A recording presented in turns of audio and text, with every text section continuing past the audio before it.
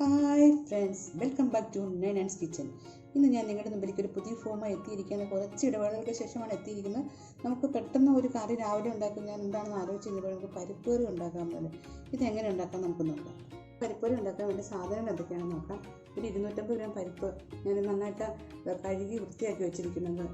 പിന്നെ ഞാൻ 2 സവാള എടുത്ത് ഇതുപോലെ ചെറുതായിട്ട് അരിഞ്ഞു വെച്ചിട്ടുണ്ട്. പിന്നെ കുറച്ച് മഞ്ഞൾപ്പൊടി, ഒരു 5 പച്ചമുളക് കീറി വെച്ചിട്ടുണ്ട്. ഒരു 2 കഷ്ണം ഇഞ്ചി ഇങ്ങനെ ചെറുതായിട്ട് അരിഞ്ഞു വെച്ചിരിക്കുന്നുണ്ട്.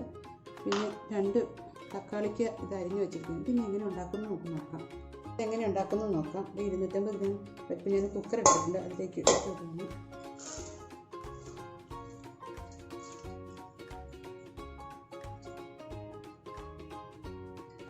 പിന്നെ നമ്മൾ അരിഞ്ഞു വെച്ചിരിക്കുന്നത് സവോള ഇതിലേക്ക് ആഡ് ചെയ്യണം.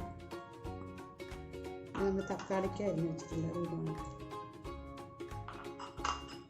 പച്ചമുളക് ഇതിലേക്ക് ആഡ് ചെയ്യുന്നു.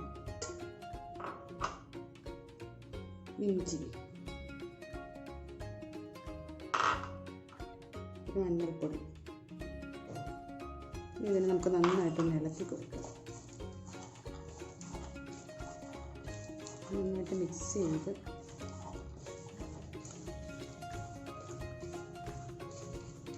ഇത് വേവാൻ വേണ്ട വെള്ളം ഇതിനൊക്കെ വെള്ളം ഒഴിച്ചു. ഇനി നമ്മുടെ കുക്കറിൽ നിന്ന് പൊങ്ങി ഇങ്ങനെ വീണ് പോകാതിരിക്കാൻ വേണ്ടി ഞാൻ കുറച്ച് വെളിച്ചെണ്ണ ഇതിനകത്തേക്ക് ഒഴിക്കുന്നുണ്ട്. ഉപ്പിടണ്ട, വെന്തിട്ട് ഉപ്പിട്ടാൽ മതി. ഇനി നമുക്കൊന്ന് വേവിച്ചെടുക്കാം. ഒരു 6 വിസിലൊക്കെ വരാം. അതുവരെ നമുക്ക് വെയിറ്റ് ചെയ്യാം. കുക്കറും തുറന്ന് നോക്കാം. നമ്മുടെ പരിപ്പ് നന്നായിട്ട് വെന്ത് സോഫ്റ്റ് ആയിട്ടുണ്ട്.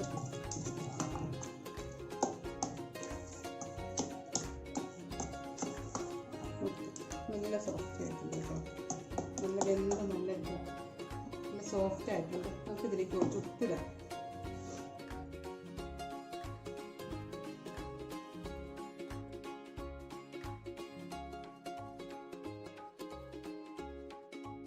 കടുക് പൊട്ടിച്ചെടുക്കാം.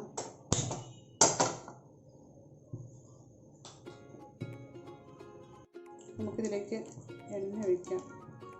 ഏത് എണ്ണയാണ് യോഗ്യം, വെളിച്ചെണ്ണയാണ് യൂസ് ചെയ്തിരിക്കുന്നത്. നമ്മുടെ എണ്ണ ചൂടായിട്ടുണ്ട്, നമുക്ക് കടുകിടാം.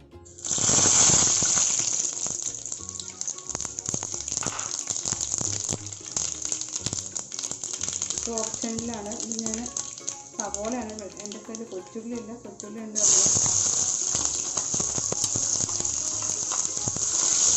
ഞാൻ ഇതിന് കുറച്ച് വെളുത്തുള്ളി ചേർക്കുന്നുണ്ട്. ഗ്യാസൊന്നും ഉണ്ടാകാനാണ് ഇത് ചേർക്കുന്നത്. കറിവേപ്പില ഇല്ല, കറിവേപ്പില ഇടാൻ പറ്റും. നന്നായിട്ടൊന്ന് വെക്കാം.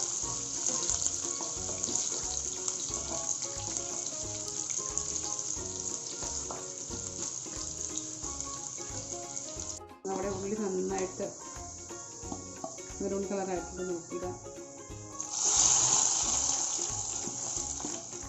വെള്ളം വേണ്ടവർക്ക് പരിപ്പിന് വെള്ളം ചേർക്കാൻ കേട്ടോ.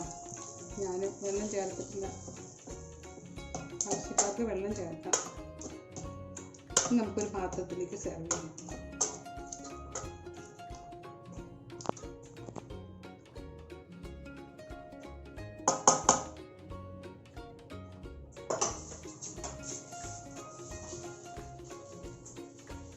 ഇനി നമുക്ക് ടേസ്റ്റ് ചെയ്ത് നോക്കാം.